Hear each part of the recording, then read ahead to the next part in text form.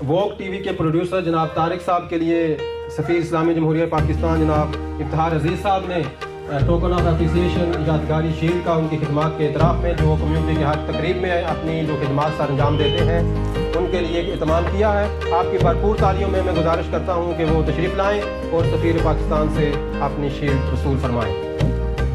आपकी भरपूर तालियों।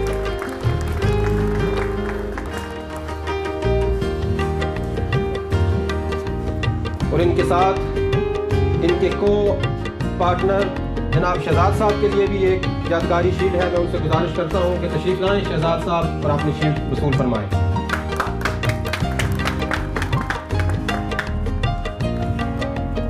तो पंडाल से तालियों की आवाज़ बहुत कम आ रही है, हाथों में पीछे से। बहुत शुक्रिया, आपकी मोहब्बत का बहुत शुक्रिया।